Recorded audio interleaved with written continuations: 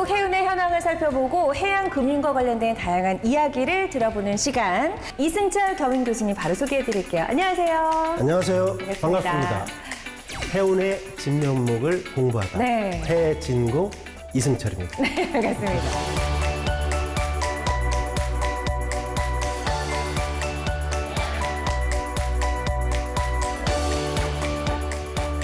지난 강의에 제가 그 해운업에 있어 가장 중요한 것을 네. 말씀드렸는데요. 네. 뭔지 기억나시나요? 아, 기억하고 있죠. 설마 잊지 않으셨죠? 선박이 제일 선박, 중요하죠. 그렇죠. 해운업에 있어서 가장 핵심적인 요소이다 보니 선박 관련해서는 꼭 짚고 넘어가야 할 게 많습니다. 네. 여러분, 선박하면 가장 먼저 떠오르는 게 뭐가 있을까요? 선박? 당연히 이제 선박이 유동성 있게 공급될 수 있도록 도와주는 한국해양진흥공사 아니겠습니까? 오, 야, 이거 준비하고 있었네. 역시 우리. 대단합니다. 예. 역시 세계 해운의 판을 바꿉니다. 위스타트어 뉴 이라 KOBC.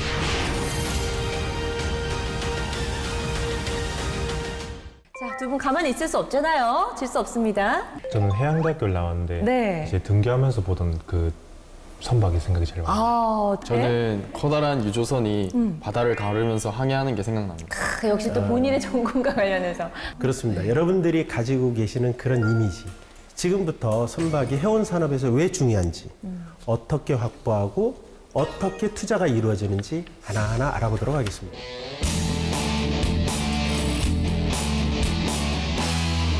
지난 시간에 제가 화물선을 세 가지로 크게 구분할 수 있다고 말씀드렸습니다. 네. 기억나시나요? 네네. 컨테이너선. 네. 건화물선. 건어물선. 오, 액체 실는 네. 탱커선이었습니다. 탱커. 네, 여러분 잘 기억하고 계시네요. 다시 한번 정리를 해보면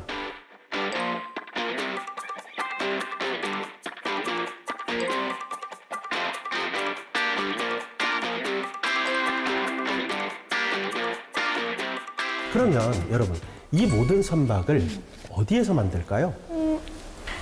조선소? 조선소? 조선소 아닐까요? 네. 그렇죠. 여러분 조선소 맞습니다. 너무 쉬운 답변이잖아요. 깜짝 놀랐네, 지금. 조선소는 선주로부터 자기가 원하는 선박의 건조 의뢰를 받고 나면 2년 내지 3년에 걸쳐서 배를 만들게 됩니다. 그리고 조선 산업은 노동 집약적 산업으로서 많은 일자리를 창출할 수 있고 관련 연관 산업에 영향을 많이 미치는 그러한 업종입니다. 네. 그럼 우리나라의 조선은 전 세계 몇 위일까요? 아, 우리 물동량이 그때 몇이었죠? 7위? 7위? 네, 7위였던 것 같아요. 물동량이 아니라 선봉량이죠.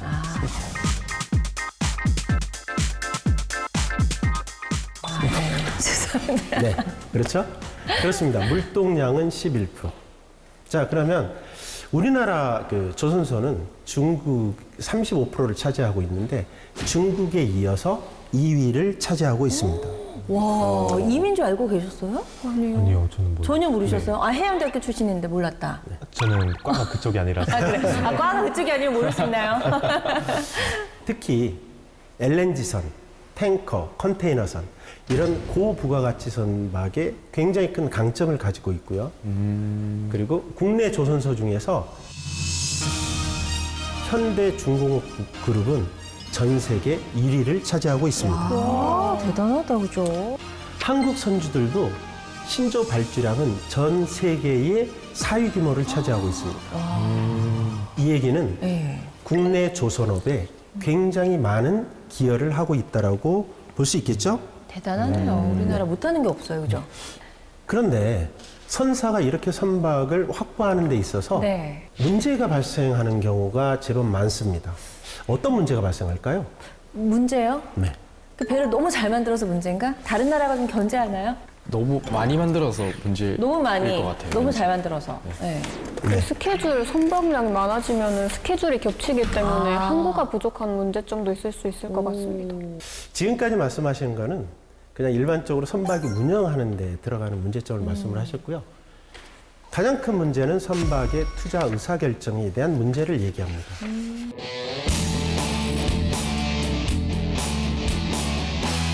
첫 번째로 해운 시황이 호황이 되면 당장 돈을 벌 수 있는 중고 선박의 구매가 늘어나고 중고 성가가 상승하게 되죠.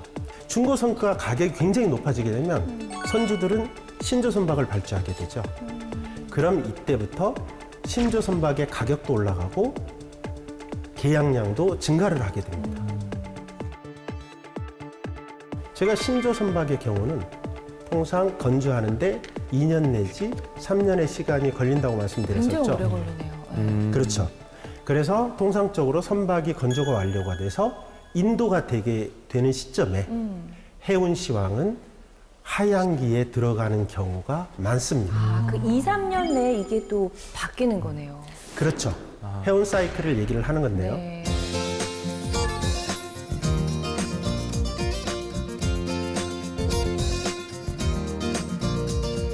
그리고 설상가상으로 신조 선박이 대량으로 마켓에 유입이 되면서 선복과잉이 심화되고 그리고 시황 하락을 가속시키게 됩니다. 그럼 선사들은 손실이 계속 커지게 되고 그렇죠. 재정 위기에 빠지는 문제가 발생하게 되겠죠? 네. 갖고 있는 배를 다시 또 팔려고 할 것 같은데요. 그렇습니다. 중고 선박을. 너무 잘 아시는 거 아니에요? 공부 좀 했어요, 교수님. 아, 안 그러시군요. 접근하고 싶어가지고. 예. 선사들은 중고선을 매각할 뿐만 아니라 신조 선박의 발주도 중단하게 됩니다. 그러면 더 안 조선- 좋아지는. 그렇죠. 그럼 조선소는 어떻게 되겠습니까? 수주가 또 안 되지 그쵸. 않을까요? 그렇습니다. 조선소는 물감, 일할 물량을 확보하기 위해서 성가를 낮추기 시작하고요. 그리고 또 어떤 문제가 발생하냐면 선주들은 중고 선박을 매각하기 위해서 시장에 많이 내놓게 됩니다. 그럼 중고 선박이 많아지면서 중고 성가도 떨어지게 되죠. 이제 가격이 또 떨어지는 문제. 그렇습니다. 예. 그리고 시장이 계속 하락하게 되면 그러면 노후 선박들이 폐선을 하는 그런 시기까지 되게 되고 그렇게 되면 선박 공급이 조절이 일어나죠. 그래서 결과적으로 선박 공급이 점차 부족해지면 해운은 다시 회복기에 들어가는 이런 형태의 사이클을 그리고 있습니다. 이거를 뭐라고 그러냐면 경기 순행적 해운 사이클이라고 얘기를 하고 있습니다. 예.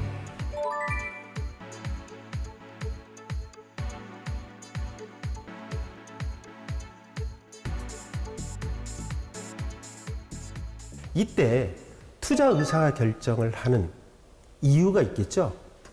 저기 머리가 복잡해지면서. 예. 뭐 어떤 게 있을까요?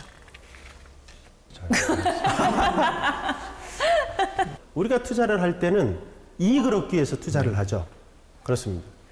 해운 호황기에 들어가면 선사들은 현금 유동성이 풍부해지고 그러면 자기 잡은 투자 여력이 생기게 됩니다. 네.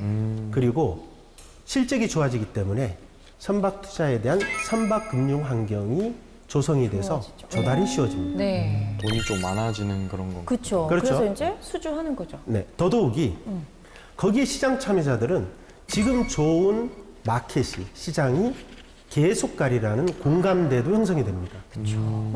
그렇게 되면 신조성가나 중고성가가 비싼 가격임에도 불구하고 투자를 시행을 하게 됩니다. 그럼 이로 인해서 발생하는 가장 큰 문제가 무엇일까요? 저희는 지금 비싼 가격에 중고선과 신조선에 투자하는 것을 말씀드렸습니다. 네. 어떤 문제가 발생할 수 있을까요? 왠지 제 생각엔 주식처럼 비쌀 때 샀다가 그지, 그지. 가격이 떨어질 것 같아요. 잊지 않았군요. 굉장히 똑똑한 친구입니다. 배가 만들어져서 나오는 시기가 되면 이제 진짜 말씀하신 것처럼 그렇죠. 가격이 또 떨어지는 이런 네. 상황이 근데 근본적으로는 네. 비싸기 때문에 발생하는 문제죠.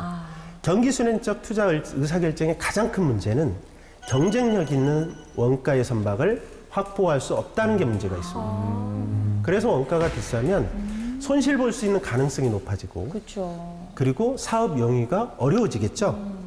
경기 순행적이 아닌 경기 역행적 투자를 해야 한다는 걸 여러분들이 기억하시면 좋을 것 같아요. 그러니까 완전 반대 시기에 투자를 해야 된다는 그렇죠. 말씀이신 거죠? 그러면 경기 역행적 투자라는 게 뭘 얘기할까요? 오히려 상황이 안 좋을 때 적극적으로 투자를 와, 해야 우리 되는 거 아닌가? 박서진 아나운서님은 박사. 하산하셔도 되겠어요? 아, 정말요? 네. 2회밖에 안 되는데. 네. 뭐 제가 잘 강연을 하는 건지 똑똑하신 건지 그걸 잘 모르겠네요. 아, 교수님 말씀이 너무 이렇게 쉬워가지고 쉽게 설명해 주시니까 이해가 쏙쏙 되네요. 맞는 네. 것 같습니다. 네.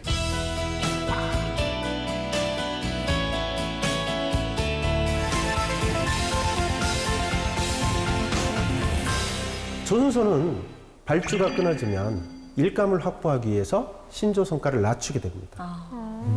그리고 선주들은 재정 위기를 타파하기 위해서 중고선을 매각하게 되고 중고선이 매각이 많아지게 되면 성과가 떨어지게 되죠. 더 떨어지죠. 네. 물론 이때 시황이 저조기이기 때문에 일반적인 해운 선사들도 재무적으로 어려움을 당할 수 있습니다.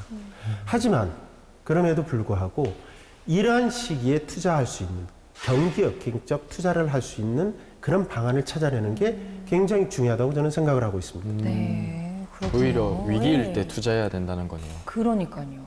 참 그런 판단하기가 쉽지 않을 것 같아요. 어려울 것 같은데. 네. 약간 주식으로 따지면 공포에 매수하라 약간 이런 그렇죠. 지금이에요, 지금. 네.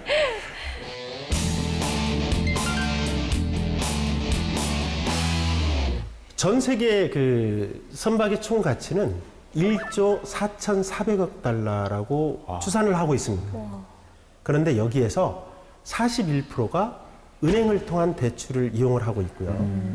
그리고 나머지는 주식 발행, 그리고 또 하나는 정책 금융이 각각 16%를 차지하고 있습니다. 네. 자, 그럼 여기에서 다시 질문 한번 드려볼게요. 네. 제가 너무 많은 질문을 드리는 것 같죠? 긴장을 늦출 수가 없죠. 집중할 수밖에 없어요, 그죠? 네. 예. 우리가 과거에 선박금융시장에 굉장히 크게 영향을 미친 사건이 있었어요. 네. 제가 힌트를 한번 드리면 2008년인데 혹시 한번 생각해 보시겠어요? 2008년에 태어나셨죠?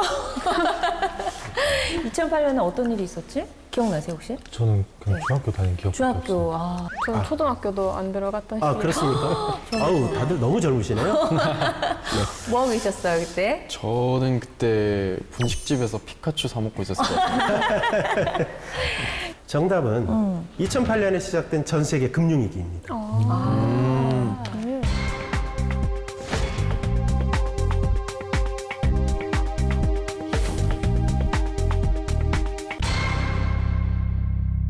(2013년에는) 은행의 건전성을 확보하기 위해서 바젤 3라는 게 시행이 됐고요.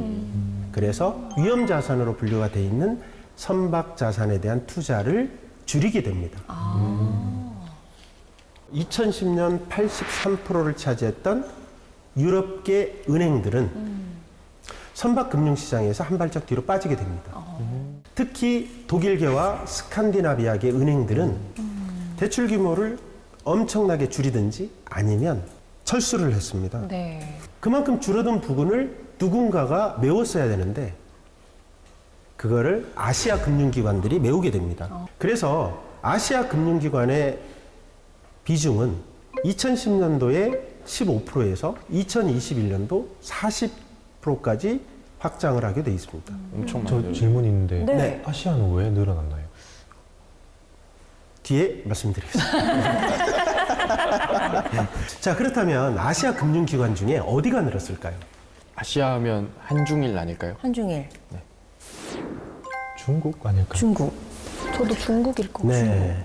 아, 여러분들이 거의 다 정답을 말씀하셨어요. 네. 그런데 진짜 정답이 하나 빠져 있는 거는 뭐냐면 아시아 금융기관에 어디가 늘었냐. 그래서 아시아의 정책 금융기관이 급부상하기 시작합니다. 자, 바로 이 기관들이죠.